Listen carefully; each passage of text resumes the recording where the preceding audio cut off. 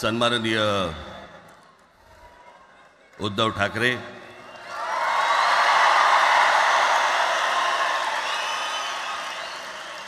आणि माझ्या जमलेल्या सर्व तमाम मराठी बांधवांनो, भगिनींनो आणि मातांनो,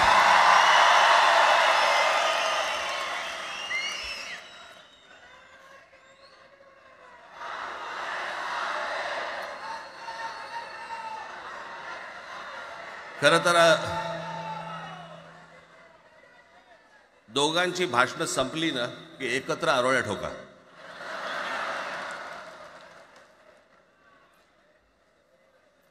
खरं तर आज मोर्चा निघायला पाहिजे होता.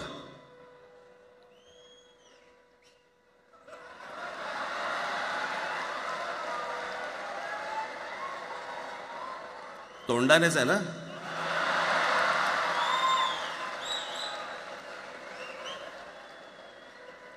बस बस, मोर्चा खरं तर निघायला पाहिजे होता.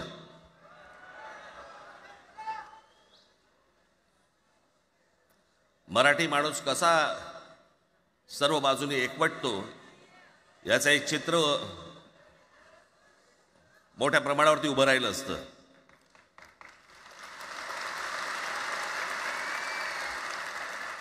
पण नुसत्या मोर्चाच्या चर्चेनेच माघार घ्यावी लागली.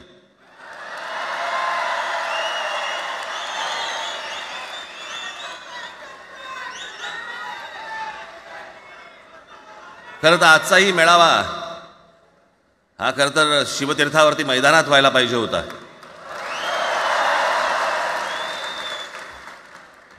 मैदान ओसंडून वाहिलं असतं अख्खं. पण पाऊस आहे, पावसामध्ये सगळ्या ठिकाणी अशा प्रकारचे काही जागा मिळत नाहीत फारशा मुंबईमध्ये, आणि म्हणून आज तुम्हाला सर्वांना इथे यावं लागलं. मी बाहेर जे उभे आहेत त्यांची मी दिलगिरी व्यक्त करतो की त्यांना आतमध्ये येता नाही आलं, परंतु आता काही स्क्रीनवरती आठवा.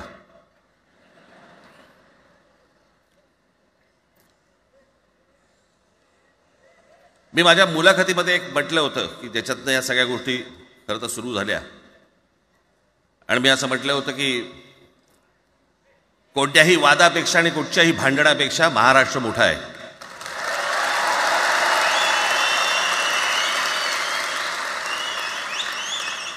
आज जवळपास 20 वर्षानंतर मी आणि उद्धव आम्ही एका व्यासपीठावरती आज येतो आहोत.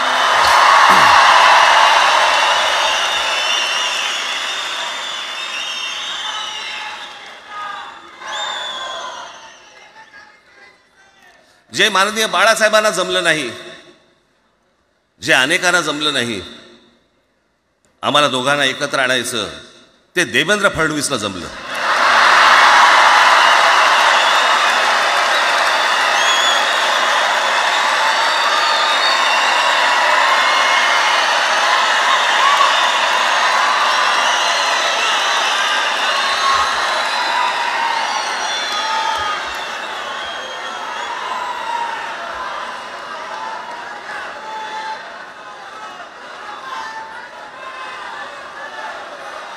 आता बऱ्याच सगळे चॅनल्सचे सगळे कॅमेरे तिकडे लागले, तिकडे लागले, इकडे लागलेत.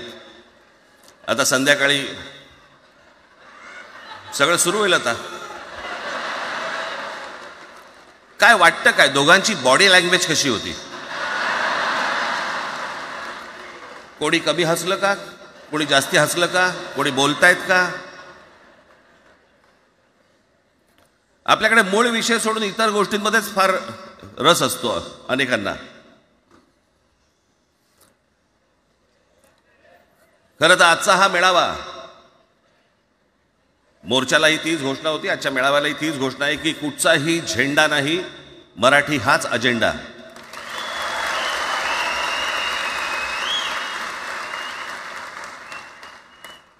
माझ्या मराठीकडे, माझ्या महाराष्ट्राकडे वेडावाकड्या नजरेने पाहायचं नाही कोणी.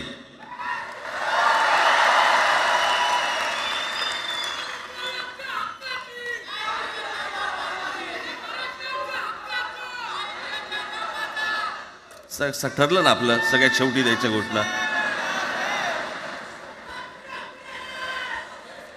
बसा, शांत बसा. खरं तर हा प्रश्नच अनाठाई होता, काही गरजच नव्हती. हे कुठून अचानक हिंदीचं आलं मला काही कळलं नाही मला.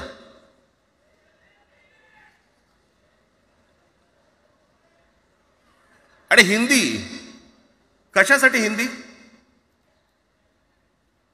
कोणासाठी? हिंदी त्या लहान लहान मुलांवरती जबरदस्ती करताय तुम्ही.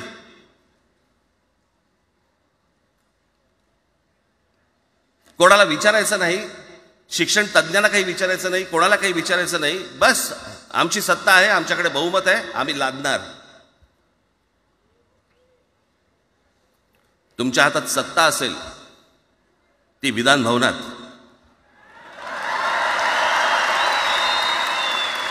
आमच्याकडे सत्ता आहे रस्त्यावर.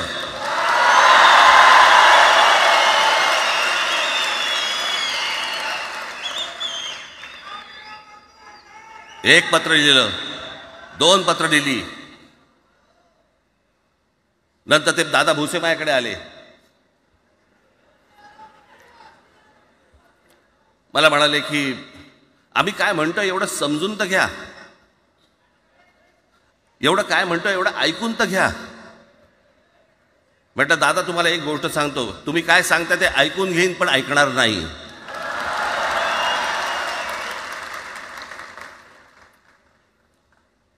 मराठीच्या विषयामध्ये त्याच्यात तुम्ही तिसरी भाषा लादताय. त्रिभाषा सूत्र, कुठलं त्रिभाषा सूत्र आणलं? त्रिभाषा सूत्र ज्या वेळेला आलं ते फक्त सेंट्रल गव्हर्नमेंट आणि राज्य सरकार, केंद्र सरकार आणि राज्य सरकार यांच्यामधल्या दुव्यासाठी म्हणून हे त्रिभाषा सूत्र फक्त आणलं. आज कोर्टातही नाही, तुम्ही हायकोर्टात जा, सुप्रीम कोर्टात जा, इंग्रजीमध्ये सगळ्या गोष्टी होतात. कुठे आहे त्रिभाषा सूत्र? मग मला सांगायला लागले म्हणे केंद्रीय शिक्षण धोरणामध्ये, त्या धोरणातही नाही केंद्राच्या शिक्षण धोरणात, इतर कोणत्या राज्यातही नाही.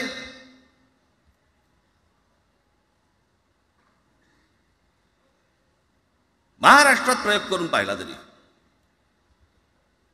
दक्षिणेची राज्य तर हिंग लावून विचारत नाही त्यांना. पण महाराष्ट्र ज्या वेळेला पेटून उठतो त्यावेळेला काय घडतं आणि काय होतं हे आज राज्यकर्त्यांना समजलं असेल. त्याशिवाय का माघार घेतली?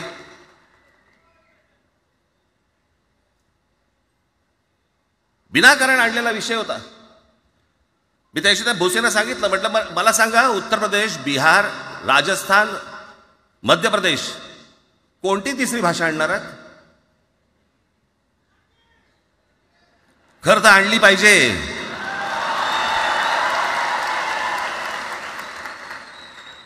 गंमत बघा, हिंदी भाषिक राज्य आहेत ती आर्थिकदृष्ट्या मागास, आणि हिंदी न बोलणारी जी राज्य आहेत ती आर्थिकदृष्ट्या प्रगत, आणि वर आम्ही हिंदी शिकायचं. यांना हिंदीतून राज्य नाही सांभाळता आली, यांना राज्यांचा विकास नाही करता आला. जे हिंदी बोलत नाहीत त्या राज्यांमध्ये, हिंदी बोलत असलेल्या राज्यांमधनं नोकरी धंद्यासाठी लोक इकडे येत आहेत आणि हे म्हणतात हिंदी शिका. कोणासाठी शिकायचं? 5वी नंतर काय हिंदी चित्रपट सृष्टीमध्ये जाणार आहेत पोरगा? कोणासाठी शिकायचं? हिंदी भाषेबद्दल मला वाईट नाही वाटत, भाषा कोणतीही श्रेष्ठच असते, उत्तमच असते. मग ती मराठी असेल, गुजराती असेल, तामिळ असेल, पंजाबी असेल, बंगाली असेल, हिंदी असेल, अजून कुठचीही असेल. एक भाषा उभी करायला खूप प्रचंड तपश्चर्या लागते, खूप लोकांची मेहनत असते. एक लिपी उभी करायला खूप प्रचंड ताकद लागते.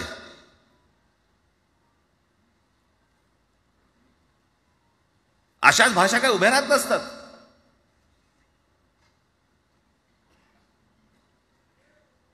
आणि या भाषेचं नवीन कुठून आणलं? त्याशी ते अमित शहा म्हणाले ज्याला इंग्रजी येतं त्याला पुढे म्हणे लाज वाटेल, म्हणे मला इंग्रजी येतं. अरे तुम्हाला नाही येत?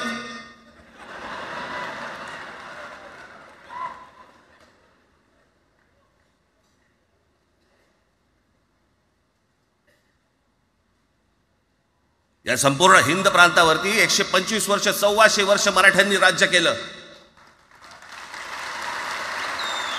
1400 वर्ष. इतक्या राज्यांवरती आम्ही राज्य केलं. तो त्यावेळेला राज्यच नव्हती, पण जे प्रदेश होते त्याच्यावरती राज्य केलं. आम्ही मराठी लादली गुजरातवरती, मध्य प्रदेशवरती, राजस्थानवरती, पंजाबवरती, इतर सगळ्या प्रांतांवरती जिथे जिथे म्हणून अटोकपर्यंत पोहोचले होते मराठा साम्राज्य, आम्ही लादली. अरे हिंदी भाषा आहे, 200 वर्षापूर्वीची भाषा आहे, महाराजांच्या काळात पण नव्हती.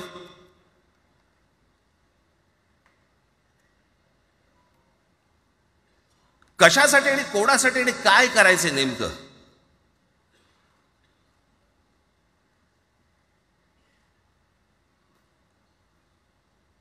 यांनी फक्त चाचपडून पाहिलं, चाचपडून.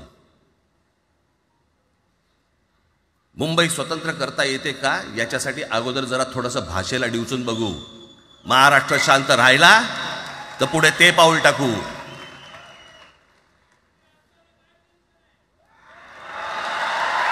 कोणाची माय व्हॅली आहे त्यांनी महाराष्ट्राला हात घालून दाखवावा, मुंबईला हात घालून दाखवावा.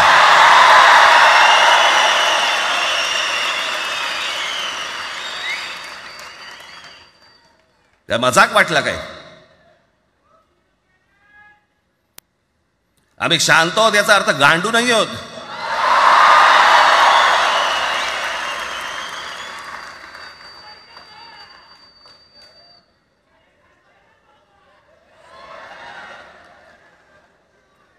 काही अंगावरती लादायचा प्रयत्न करतात आणि मग आता माघार घेतली ना, मग माघार घेतली त्याचं काय करायचं? मग वेगळ्या ठिकाणी वळवा सगळं प्रकरण. वेगळ्या ठिकाणी म्हणजे कुठे? ठाकरेंची मुलं इंग्रजी मीडियममध्ये शिकली, बरं मग पुढे? म्हणजे दादा भुसे मराठी मीडियममध्ये शिकून शिक्षण मंत्री झाले, देवेंद्र फडणवीस इंग्रजी मीडियममध्ये शिकून मुख्यमंत्री झाले. कुठे काय शिकले याचा काय संबंध?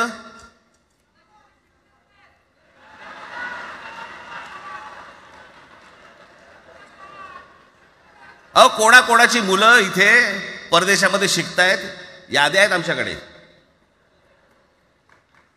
त्याचं काय करणार आहात तुम्ही? आणि त्याच्यातल्या त्याच्यात मंत्रिमंडळातल्या एक एक मंत्र्याचं हिंदी आहे का? फेफरं येईल, फेफरं.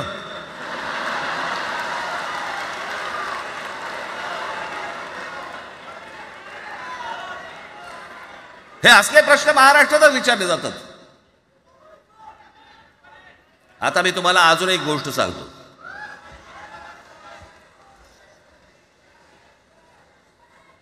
आम्ही मराठी मीडियममध्ये शिकलो, हो शिकलो. आमची मुलं इंग्रजी मीडियममध्ये शिकली, हो शिकली. मग याच्यावरती तुम्ही प्रश्न काय उपस्थित केला? ह्यांना मराठीचा पुळका कसा? हे इंग्रजी मीडियममध्ये टाकतात.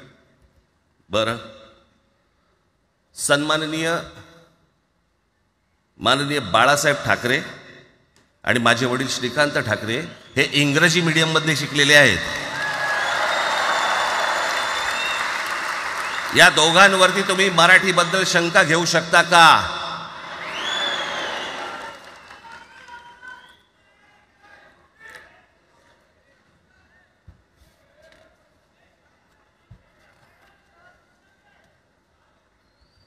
Lalkrishna Advani Saint Patrick high school Christian missionary स्कूलमध्ये शिकले. हिंदुत्वावर शंका घेऊ का त्यांच्या? कॉन्व्हेंट स्कूलमध्ये शिकलेले आहेत अडवाणी. दक्षिण भारतामध्ये बघा, तमिळच्या प्रश्नावरती, तेलुगूच्या प्रश्नावरती कडवटपणे समोर येऊन उभे राहतात. पण विचारते तर ना, तुमची मुलं कुठे शिकली आणि तुम्ही कुठे शिकलात?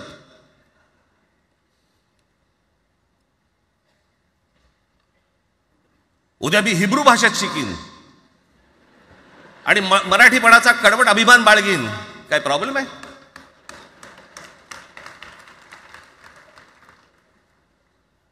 मी आता तुमच्याकडे दक्षिणेतले इंग्रजीमध्ये, मी अगदी थोडक्यात यादी आणली आहे. दक्षिण भारतातील इंग्रजी माध्यमात शिकलेले नेते आणि अभिनेते: Jayalalithaa Doveton English medium school, Stalin English medium school Loyola, Kanimozhi Presentation Convent school, Udhayanidhi म्हणजे करुणानिधींचा नातू डॉन बॉस्को. चंद्रबाबू नायडू वडील इंग्लिश टीचर होते, शिक्षण इंग्रजी माध्यमात झालं. पवन कल्याण आंध्र उपमुख्यमंत्री, शिक्षण Saint and.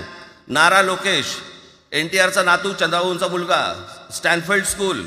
Kamal Haasan Santhome high school. अभिनेता विक्रम मॉटफोर्ड स्कूल. अभिनेता Suriya English medium. AR Rahman आधी पद्मशेषाद्री बालभवन आणि नंतर मद्रास कृष्णगिरी हायस्कूल. परवा दिवशीचा एक प्रसंग सांगतो. एका व्यासपीठावरती तामिळनाडूमध्ये AR रहमान व्यासपीठावरती उभे होते, काहीतरी कार्यक्रम होता. त्या बाई तामिळमध्ये बोलत होत्या. अचानक ती बाई हिंदीत बोलायला लागली. त्याच्यावरती रहमानने तिच्याकडे असं बघितलं, बोलला हिंदी, आणि व्यासपीठावरनं खाली उतरला.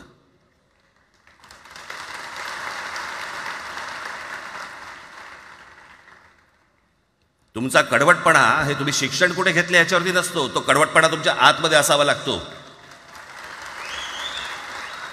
म्हणजे बाळासाहेब इंग्रजी मीडियममध्ये शिकले, इंग्रजी वर्तमानपत्रामध्ये व्यंगचित्र काढायचे, पण मराठीचा अभिमान याच्या बाबतीत कधी तडजोड नाही केली.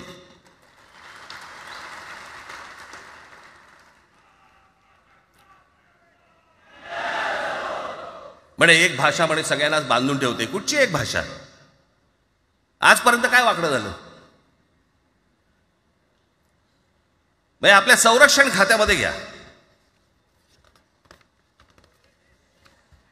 आपल्या संरक्षण खात्यामध्ये जेवढी रेजिमेंट्स आहेत, मी फक्त तुम्हाला नावं वाचून दाखवतो. मद्रास रेजिमेंट आहे, राजपुताना रायफल्स आहे, राजपूत रेजिमेंट आहे, डोगरा रेजिमेंट आहे, सीख रेजिमेंट आहे, जाट रेजिमेंट आहे, पॅराशूट रेजिमेंट आहे, पंजाब रेजिमेंट आहे, ग्रेनेडियर्स आहेत, सीख लाईट इन्फंट्री आहे, मराठा लाईट इन्फंट्री आहे, गढवाल रायफल्स आहे, कुमाऊं रेजिमेंट आहे, आसाम रेजिमेंट आहे, बिहार रेजिमेंट आहे, महार रेजिमेंट आहे, जम्मू काश्मीर रायफल्स आहे, जम्मू आणि काश्मीर लाईट इन्फंट्री आहे, नागा रेजिमेंट आहे, गोरखा रायफल्स आहे, गोरखा रायफल्स आहे, त्याच्यानंतर तुमचं लडाख स्काउट्स आहे, अरुणाचल स्काउट्स आहे, सिक्कीम स्काउट्स आहे. इतक्या राज्यांच्या आज आपल्या संरक्षण खात्यामध्ये लोक आहेत आणि इतक्या रेजिमेंट्स आहेत. शत्रू दिसला की एकत्र तुटून पडतात ना. भाषेचा प्रश्न येतो कुठे?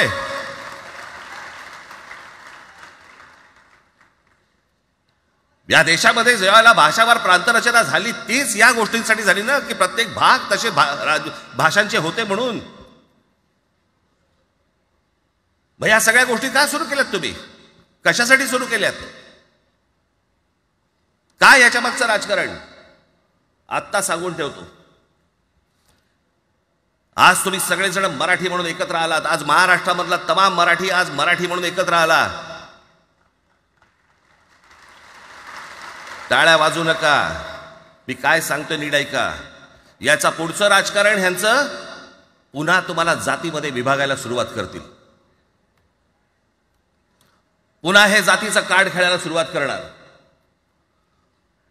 मराठी म्हणून तुम्हाला कधी एकत्र येऊ देणार नाहीत. हे जातीपातीमध्ये विभागायला सुरुवात करतील.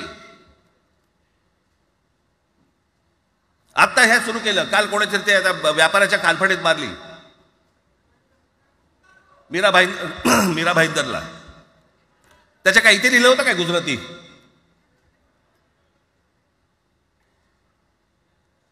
पण एवढंही आपल्याकडे काही जे चॅनलमध्ये मराठी नाहीत, इतर चॅनलमध्ये हिंदी आणि याच्यात गुजराती माणसाला मारला. कुठच्या गुजराती माणसाला मारला? बाचाबाचीमध्ये समोरचा गुजराती निघाला, इकडचा मराठी निघाला. त्याच्यामध्ये काय गुजरात्यानं मारलं का? केवढे व्यापारी आहेत. अजून तर काहीच केलेलं नाही.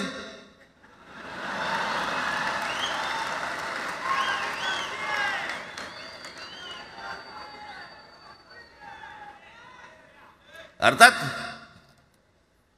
त्यांना मराठी आली पाहिजे याच्याबद्दल वाद नाही. विनाकारण उठसूट काय मारामारी करायची गरज नाही आणि मारायची गरज नाही. पण जर जास्ती नाटकं केली तर कानाखाली आवाज काढलाच पाहिजे तुम्ही. पण चूक त्यांची असली पाहिजे. आणि एका गोष्टीचं लक्षात ठेवा, अशी कधी गोष्ट कराल त्याचे व्हिडिओ काढू नका.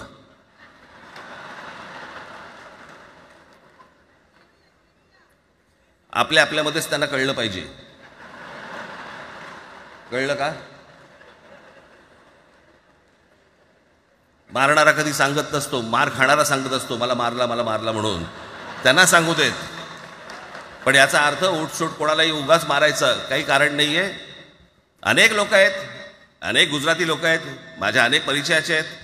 माझे एक मित्र आहेत नयन शाह म्हणून, त्याला मी गुजराठी म्हणतो.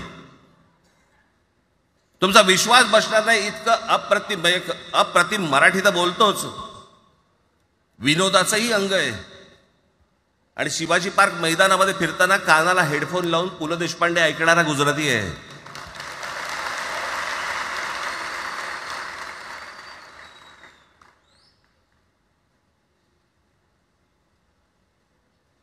मी मगाशी तुम्हाला सांगितलं की हे मराठीचं बाळकडू, आमच्यासाठी ते बाळकडूच होतं.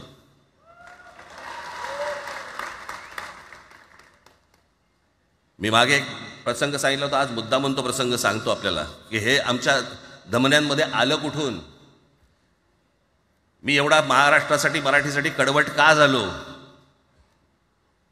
लहानपणापासूनचे अनेक प्रसंग आहेत माननीय बाळासाहेबांबरोबरचे, पण मी एक प्रसंग कधीही विसरणार नाही. आणि तो 1999 सालचा आहे. त्या 1999 साली शिवसेना भारतीय जनता पक्षाची युती सरकार येणार अशी परिस्थिती होती.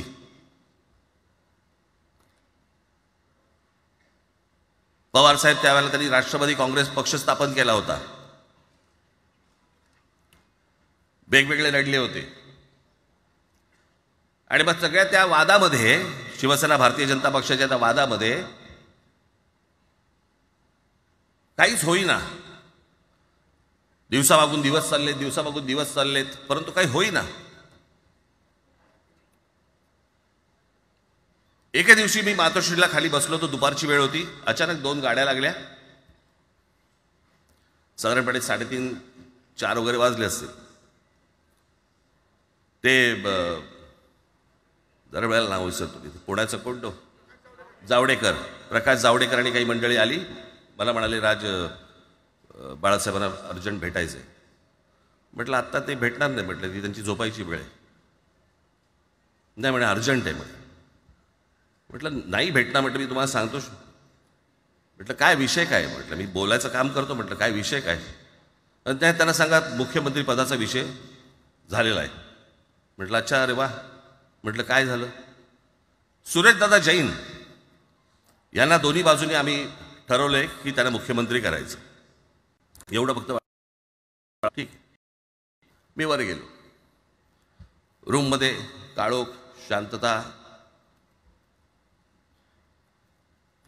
आम्ही अरे तुरेमध्ये बोलायचो म्हणून मी हाक मारली. म्हटलं हे काका. गाढ झोपले होते. म्हटलं काका उठ. ए काका उठ. माझ्या बघितलं माझ्याकडे. काय रे. म्हटलं नाही ती सगळे खाली जावडेकर वगैरे सगळी मंडळी आली आहेत. म्हटलं बरं मग. नाही ते म्हणतात ते मुख्यमंत्री पदाचा विषय झाला आहे म्हणून. म्हटलं पण ते मला काय झालं. ते म्हणाले सुरेशदादा जैन यांना मुख्यमंत्री पदासाठी दोन्ही जणांनी सांगितलं की करायचं म्हणून. असं माझ्याकडे बघितलं त्यांनी. त्यांना जाऊन सांग महाराष्ट्राचा मुख्यमंत्री मराठीच होईल, दुसरा कोणी होणार नाही.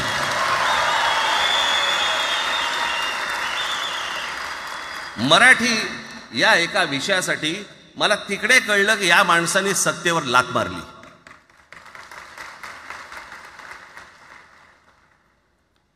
हे संस्कार ज्या पोरावरती झाले असतील तो मराठीसाठी तडजोड करेल काय. बाकी सगळ्या युत्या आघाड्या सगळ्या कुठच्याही गोष्टी होत राहतील. महाराष्ट्र, मराठी माणूस, मराठी भाषा याच्यावर तडजोड होणार नाही. कोणत्याही परिस्थितीत होणार नाही. याच्या पुढे देखील तुम्ही सर्वांनी सावध असणं पण गरजेचं आहे आणि सतर्क असणं पण तेवढंच गरजेचं आहे. पुढे पुढे काय काय गोष्टी घडतील, काय काय गोष्टी होतील कल्पना नाही. परंतु मला असं वाटतं की ही मराठीसाठीची एकजूट ही कायम राहावी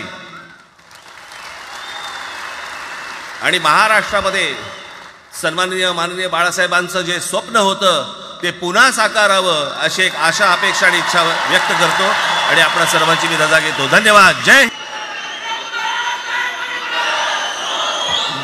त्या बातम्यात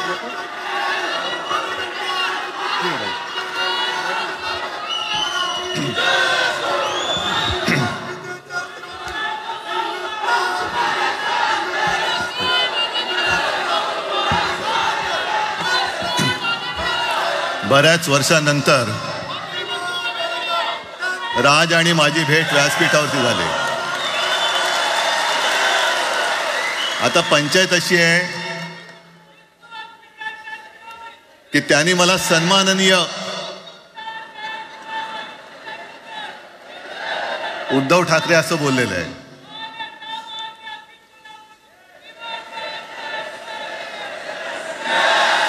ठीक आहे. आणि साहजिकच आहे की त्याचंही कर्तृत्व आपण सर्वांनी पाहिलेलं आहे.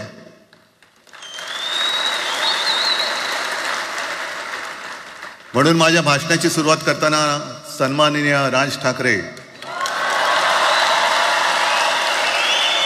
आणि जमलेल्या माझ्या तमाम मराठी हिंदू बांधवांनो, भगिनींनो आणि मातांनो,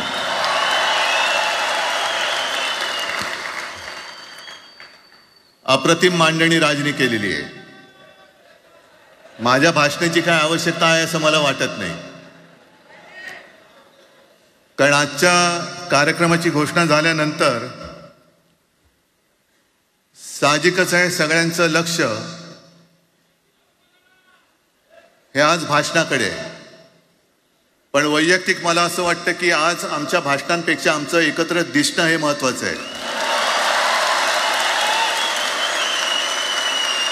सर्वप्रथम मी इकडे समोर सगळेजण बसलेत, ज्यांनी ज्यांनी मराठी भाषेसाठी पक्षभेद विसरून एक मराठी माणसाची वज्रमूठ दाखवली, त्या सगळ्यांना धन्यवाद देतोय. दीपक पवार पण त्याच्यात आहेत, सगळेच आहेत, मुणगेकर साहेब आहेत, सुप्रियाताई आहेत, सगळेच आहेत.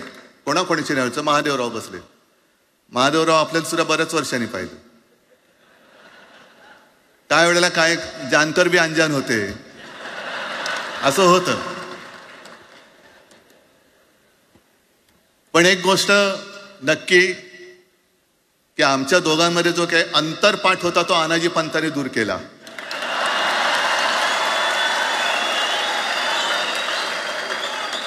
आता अक्षता टाकण्याची काय तुमच्याकडनं अपेक्षा नाहीये. एकत्र आलोय एकत्र राहण्यासाठी.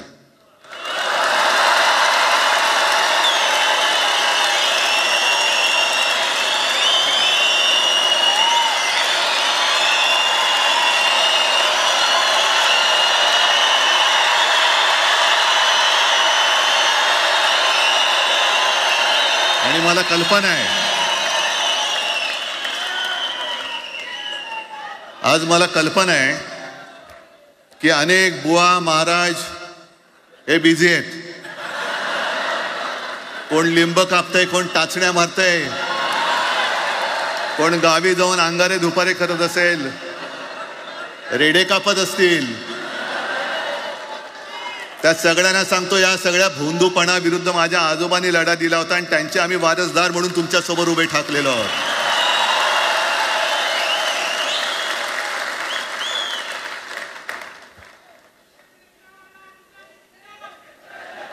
नाही, हे सगळं आपणच करून ठेवलेलं आहे.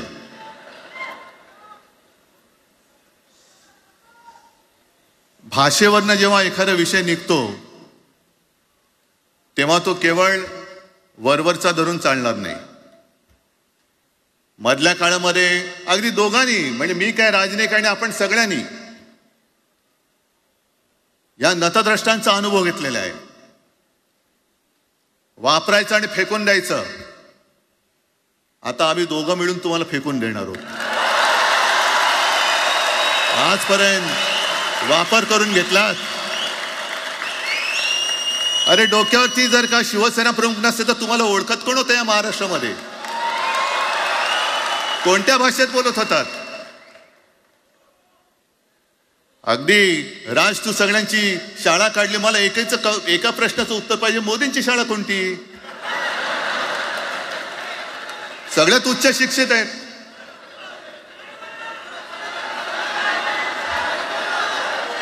पण हे जे काय यांची मध्यंतर मी बोललो ना, भाजप ही अफवांची फॅक्टरी आहे. मधल्या काळात त्यांनी सुरू केलं होतं, उद्धव ठाकरेने हिंदुत्व सोडलं. हिंदुत्व ही कोणत्याही भाषेची मक्तेदारी नाही. आम्ही अस्सल मराठी बोलणारे तुमच्याही पेक्षा जास्त कडवट कट्टर देशाभिमानी हिंदू आहोत. तुम्ही काय आम्हाला हिंदुत्व शिकवताय? अरे 92-93 साली जेव्हा जे काय घडलं, देशद्रोही मातले होते, तेव्हा मुंबईतल्या अमराठी लोकांना सुद्धा हिंदू म्हणून माझ्या शिवसैनिकांनी, शिवसेना प्रमुखांच्या शिवसैनिकांनी व मराठी माणसांनी वाचवलेलं आहे. आणि देवेंद्र फडणवीस आज जे बोललेत, बातम्या आले सगळीकडे, मी इकडे बातम्या आणल्यात. भाषेच्या नावाखाली गुंडगिरी सहन केली जाणार नाही. जर महाराष्ट्रामध्ये मराठी माणूस न्याय मागण्यासाठी आंदोलन करत असेल आणि त्याला जर का तुम्ही गुंड म्हणत असाल, तर आम्ही गुंड आहोत. आम्ही गुंड. न्याय मागणं म्हणजे गुंडगिरी नाहीये. आणि जर का गुंडगिरी केल्याशिवाय तुमच्या दरबारी न्याय मिळत नसेल, तर आम्ही गुंडगिरी करूच.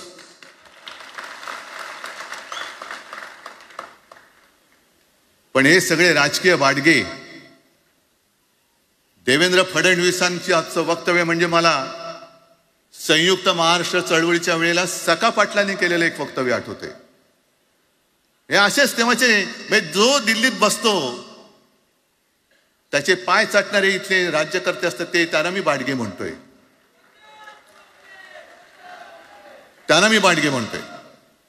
कारण संयुक्त महाराष्ट्र चळवळीमध्ये मुंबई आपण मिळवली. आपण म्हणजे आपण मराठी माणसांनी. तेव्हाही तत्कालीन जे सत्ताधारी होते, हो अगदी काँग्रेस होतीच ना तेव्हा सत्तेवर, मुंबई मराठी माणसाला द्यायला तयार नव्हती. आणि तेव्हा सुद्धा एक मराठी माणूस, म्हणजे आज जे बोलतायत ना आम्ही मराठी नाहीत का, अरे तुम्ही नुसतं नावाने मराठी आहात, तुमच्या अंगात मराठी रक्त आहे की नाही आता तपासावं लागेल. आणि सखा पाटील बोलले होते, यावश चंद्र दिवाकरो, मुंबई महाराष्ट्राला मिळणार नाही. कशी नाही मिळत, झुकवलं, वाकवलं, गुडघ्यावरती आणलं मराठी माणसांनी. आणि मुंबई आपल्या हक्काची, तुम्ही आता जी घोषणा दिली ना, ती मुंबई आपल्या हक्काची आपण लढून आपण मिळून घेतली.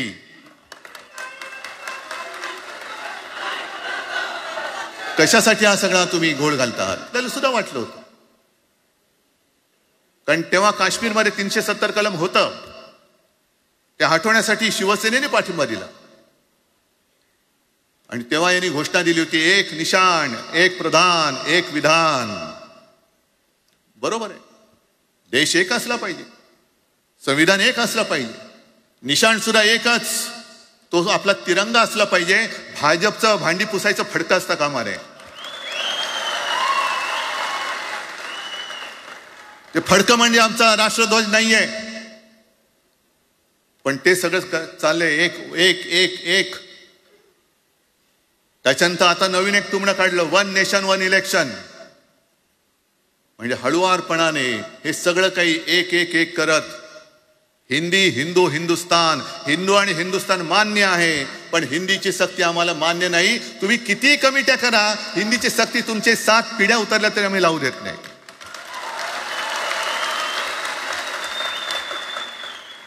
मग एक फेक नरेटिव्ह पसरवायचं. हे उद्धव ठाकरेच्याच काळातलं. अरे उद्धव ठाकरे एवढं काम करत होता, मग पाडलात कशाला गद्दारी करून? तान्या बोंबललात तेव्हा. पण मी अभिमानाने सांगेन, माझ्या मंत्रिमंडळातले सहकारी इकडे बसले, जितेंद्र आव्हाड आहेत, आणखीन कोणी असतील, मी मुख्यमंत्री असताना महाराष्ट्रामध्ये मी मराठीची सक्ती केली होती आणि केलीच, ज्याचा मला अभिमान आहे. काय केलं त्याचं तुम्ही? मराठी भाषा महाराष्ट्रामध्ये सक्तीची करावी लागली. का करावी लागली? कोण आहेत आमच्या मराठीचे दुश्मन? कोण आहेत? पण महाराष्ट्रामध्ये मराठीची सक्ती केल्यानंतर सुद्धा काही लोक कोर्टामध्ये गेले. ती गुंडगिरी नाही होत. पण आता कोणतरी एक तो भेडिया काय भेडिया असलं त्याचं नाव,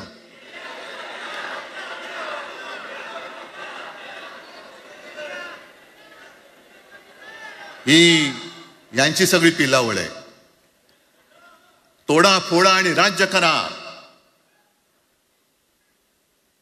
आपण ज्या काही गोष्टी केल्या होत्या, हे म्हणतात म्हणे शिवसेनेने आजपर्यंत काय केलं. शिवसेना म्हणजे आता राज मी तुला असं माझ्या सोबतच घेतो, कारण आपण तेव्हा एकत्रच होतो, आता सुद्धा पुढे एकत्र चाललेलो आहोत. त्याच्यामुळे आपलं सगळं तेव्हाच म्हणतोय, आपला एवढ्या वर्षाचा कालखंड. मराठी माणूस म्हणे मुंबई बाहेर नेला.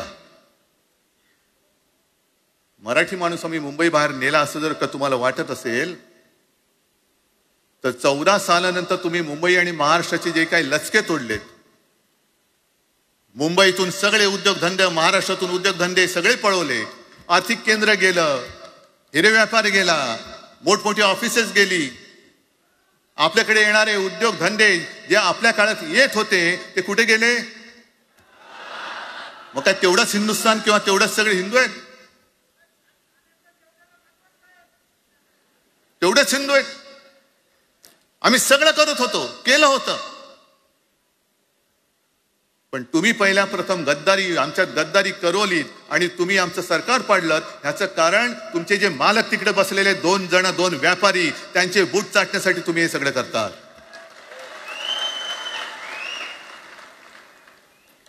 हे इतक्या वर्षाचं सगळं सहन करत करत करत आपण आलो. आपल्या डोळ्या देखत सगळे लचके तोडले जात आहेत. आपल्या दोघांनाही भांडवलं जात आहे आणि नतद्रष्टा आपल्या डोक्यावरती बसतायत. किती काळ सहन करायचंय? प्रत्येक वेळेला काही झालं की भांडाभांडी लावायची. आता सुद्धा तेच होणार. म्हणजे आम्ही एकत्र येणार, आल्यानंतर निवडणुकीपर्यंत एकत्र राहतील का? सत्ता प्राप्ती, काही जण म्हणतात की यांचा मराठीचा नाही, महापालिकेचा आहे. अरे नुसता महापालिकेचा नाही, इथं आमच्या महाराष्ट्राचा आहे. आम्ही महाराष्ट्र सुद्धा काबीज करू.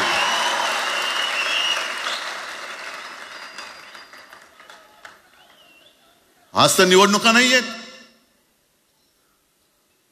आमची सत्ता, सत्तेवरती जे शिवसेना प्रमुखांनी सांगितलं, अरे सत्ता काय, सत्ता येते आणि सत्ता जाते. पण आपली ताकद ही आपल्या एकजुटीमध्ये असली पाहिजे. दर वेळेला संकट आलं की आपण सगळे मराठी एकवटतो आणि संकट गेलं की आपणच एकमेकांमध्ये भांडायला लागतो. आता नको, हा नतद्रष्टपणा आता करायचा नाहीये, अजिबात करायचं नाहीये.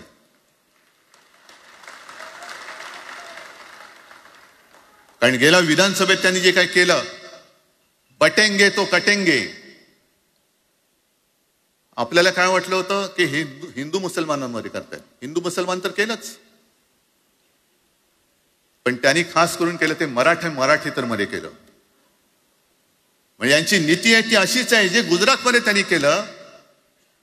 गुजरातमध्ये गेल्या निवडणुकीत एक असा माहोल होता, मला वाटतं मोदी तेव्हा त्यांच्या नंतर असेल, माहित नाही मला, लक्षात नाही. वातावरण असं पेटलं होतं गुजरातमध्ये की बस आता पटेल यांना आपटेल. पण त्यांनी काय केलं बरोबर? पटेलांना भडकवलं, पटेलांना वेगळं केलं आणि पटेल तर सगळं एकत्र केलं.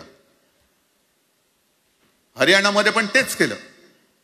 जाट लोकांना भडकवलं, जाट लोक एकत्र झाले, त्यांना वेगळं केलं आणि जाटे तर सगळा जो काही समाज होता तो एकत्र करून तिकडे सत्ता प्राप्त केली. महाराष्ट्रामध्ये तेच केलं. मराठ्यांना उचकवलं आणि मराठी तर सगळा एकत्र केला. बटेंगे तो कटेंगे ही भीती त्यांच्यामध्ये निर्माण केली की बघा ते एकत्र झालेत, तुम्ही जर का फुटलात तर ते तुमच्या डोक्यावर बसतील. झाले एकत्र. मराठी माणूस मराठी माणसाची भांडला आणि दिल्लीचे गुलाम आपल्या डोक्यावरती राज्य करायला लागले. पालख्या व्हायच्या. नुसते पालख्यांचे भय होणार की तुम्ही कधीतरी आपल्या माय मराठीला पालखीमध्ये सन्मानाने बसवणार आहात. बस झालं, आता यांची जोखड फेकून दिली पाहिजे. एकमेकांमध्ये भांडून त्यांचे जे काही डाव आहेत ते करत असतात. मी पेपरमध्ये बघितलं, काल बघितलं, आज बघितलं. आमचे पंतप्रधान जगभर फिरतायत. काय तो मोठा पट्टा घातलाय, स्टार ऑफ घाना. कुठे आला घाणा देश? इकडे घाण आणि तिकडे घाणा, स्टार ऑफ घाणा.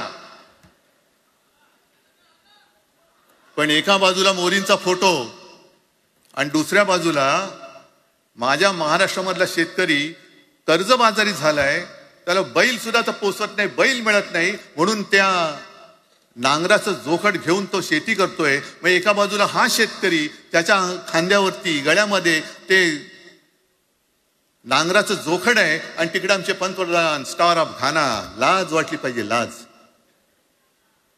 खरोखर लाज वाटली पाहिजे.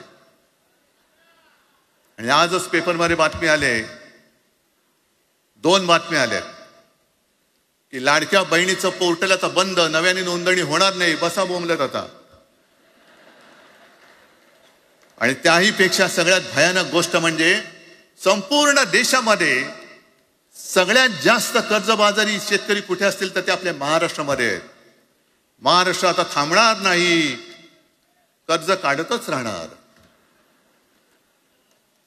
आणि ही यांची जी काही खेळी आहे, आपापसात भांडवायचं. मी एक साधी गोष्ट केली होती. जितेंद्र, तुम्हाला माहिती असेल, आपण तिकडे चौपाटीला, जिकडे बिर्ला मातोश्री बिर्ला क्रीडा केंद्र काय आहे, मराठी रंगभूमीचं दालन, मराठी रंगभूमीचा इतिहास सांगणारं दालन, त्याची निर्मिती करण्याचे सगळे आदेश वगैरे राज्य सगळं झालं. आराखडा मंजूर केला मी. आणि 2-3 महिन्यापूर्वी बातमी आली की तो आराखडा यांनी केराच्या टोपलीत टाकला, ती जागा यांच्या मालकाच्या मित्राच्या घशात टाकतात. हा मराठीचा तुमचा अभिमान? मराठी भाषा भवनाची त्याचं भूमिपूजन मी केलं होतं. माझ्या सोबत अजित पवार होते, उपमुख्यमंत्री. कुठे गेलं मराठी भाषा भवन? कुठे गेलं मराठी भूमीचं रंगभूमीचं दालन? का तुम्ही आमची मराठी मारतात? का तुम्ही आमच्यावरती सक्ती करता आहात? अनेकदा सांगितलं की आम्ही कोणत्याही भाषेच्या विरोधात नाही आहोत, पण जर आमच्यावरती सक्ती करण्याचा प्रयत्न केला तर आमची शक्ती काय ती एकदा तुम्हाला अशी दाखवू की पुन्हा तुम्ही कधी डोकंवर नाही काढणार, पुन्हा डोकंवर काढणार नाही. या सगळ्या गोष्टींकडे आपण आज एकत्र आलेलो आहोत. पुन्हा आपल्यामध्ये काड्या घालण्याचे उद्योग होतील, कारण त्यांचा धंदाच तो आहे. एकतर कुठे, मी नेहमी सांगतो, कोणाच्याही लग्नामध्ये भाजपवाल्यानं बोलवू नका. येतील मस्त श्रीखंड, बासुंदी, पोळ्या बिळ्या खातील आणि त्याला नवरा बायको भांडण लावून दुसऱ्या लग्नात जेवायला जातील. बरं, एवढं केलं तरी बरं, नाही तर त्या पोरीलाच पळून घेऊन जातील. कारण ह्यांचं स्वतःच असं काहीच नाहीये. कोणत्याही लढ्यामध्ये कधीही भाजपा नव्हता. अगदी संयुक्त महाराष्ट्राच्या चळवळीमध्ये सुद्धा भाजप हा सगळ्यात शेवटी आला आणि 57ची निवडणूक झाल्यानंतर सगळ्यात पहिल्यांदा बाहेर पडला. हे जनसंघ, तेव्हा त्यांचा जो राजकीय नाव होतं जनसंघ, यांच्याकडनं आम्ही देशाभिमान शिकायचा, यांच्याकडनं आम्ही महाराष्ट्राचा अभिमान शिकायचा. आणि आम्ही आपापसात भांडून ह्यांना सगळं काही बहाल करून टाकायचं, या सगळं विकून टाका, सगळा सत्यानाश करून टाका. अरे आपली मुंबईच्या शिंदड्या उडवल्या जात आहेत. अख्खी मुंबई कोणाच्या घशात घालतायत? कोणाच्या? बघत बसायचं सगळं. म्हणजे आज सगळ्यात जास्त जर कोणी जमिनीचा मालक मुंबईमध्ये असेल तो यांच्या मालकाचा मित्र आहे, अदानी. कोणाची जागा? कोणी रक्त सांडलं? कोणी रक्त सांडलं? कोणी? ते हुतात्मा स्मारकाला वंदन करताना सुद्धा आपल्याला लाज वाटली पाहिजे. अरे त्यांनी तर रक्त सांडलं, बलिदान केलं, पण त्यांनी रक्त सांडून मिळून गेलेली मुंबई जर का आपण राखू शकणार नसू तर आपल्याला लाज वाटली पाहिजे, शरम वाटलं पाहिजे. म्हणून त्या रक्ताची शपथ घेऊन मुंबई आणि मराठीच्या रक्षणासाठी आपल्याला उभं राहायला पाहिजे. ठीक आहे, असतील, होते मत, पटली होती, पटले नसतील, पण याच्या पुढे मराठी आणि महाराष्ट्र धर्माचं रक्षण करणं. आमचा हनुमान चालीसाला विरोध नाहीये, पण मारुती स्तोत्र आम्हाला का विसरायला लावताय? मारुती स्तोत्र आहे ना, भीमरूपी महारुद्रा. आमचा जय श्रीरामला विरोध नाहीये, पण भेटल्या म्हटल्यानंतर राम राम हे म्हणणारे आम्हीच मराठी. हे तुम्ही आता जय श्रीरामची घोषणा द्यायला लागलात, पण जय जय रघुवीर समर्थ सांगणारे समर्थ रामदास त्यावेळेला आमचे होऊन गेले. त्यांनी आम्हाला पहिल्यांदा रामाची भक्ती शिकवली. त्याच्यामुळे यांचा काही आगा नाही, पिछा नाही. राजकारणातले हे व्यापारी आहेत, वापरा आणि फेका. तो एक गद्दार काल एक बोललाय, जय गुजरात.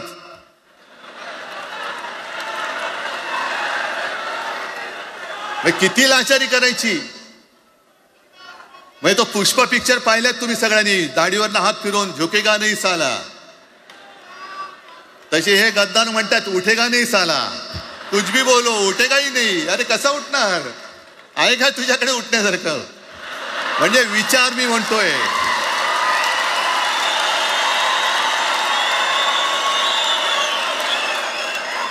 अरे विचार वगैरे मी म्हणतोय.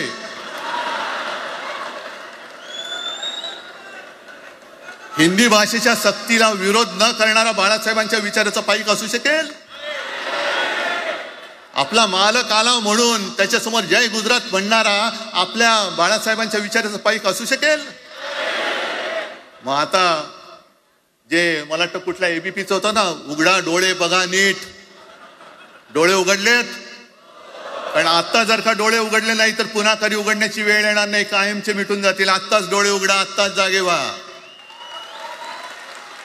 आणि आत्ता आलेली जाग जर का जाणार असेल तर मग मात्र स्वतःला मराठी आईची मुलं म्हणू नका, अजिबात म्हणू नका. आणि शिवसेना प्रमुखांनी जे काही शिकवलं, एक तर कोणावर अन्याय करू नका, पण तुमच्या अंगावर जर का कोणी हात उगारला तो हात जागेवरती ठेवू नका.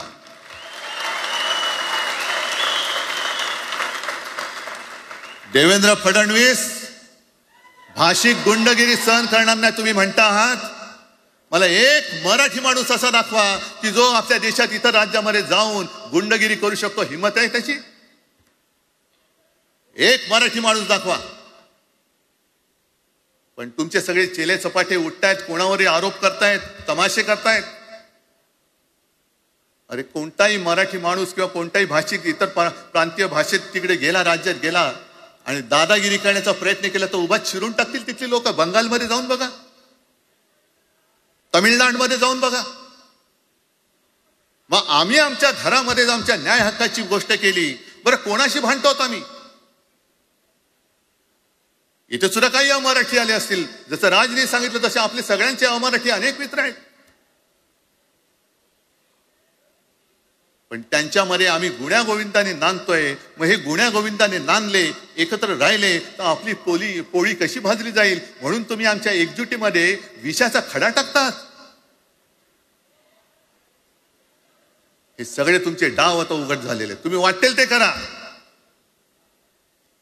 पण मी आज महाराष्ट्राला आवाहन करतोय, म्हणजे विनंती करतोय की यापुढे कोणत्याही पक्षाचे आपण असू, जसं संयुक्त महाराष्ट्र समितीच्या वेळेला मराठी माणसाची एकजूट झाली होती, तशी एकजूट जर का आपण सगळ्या पक्षांनी मिळून, अगदी भाजप मधल्या मराठी माणसांनी सुद्धा त्याच्यामध्ये आलं पाहिजे.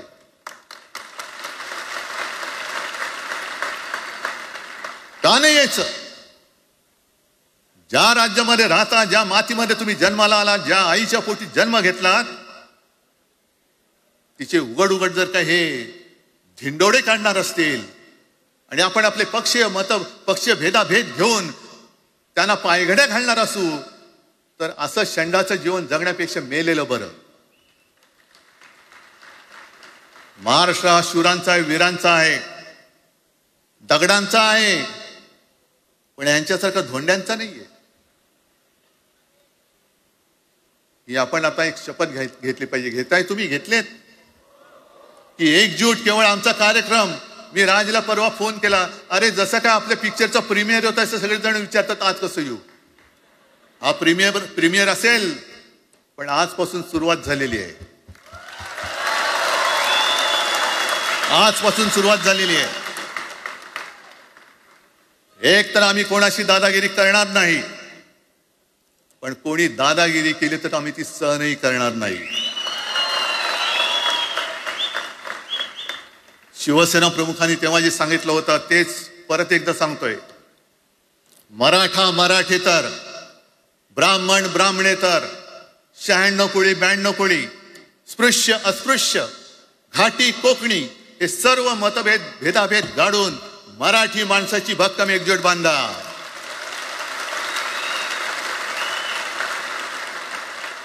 आणि शेवटी एक आवाहन करतो, हे सगळ्या मराठी माणसांना आणि मराठी प्रेमींना आहे.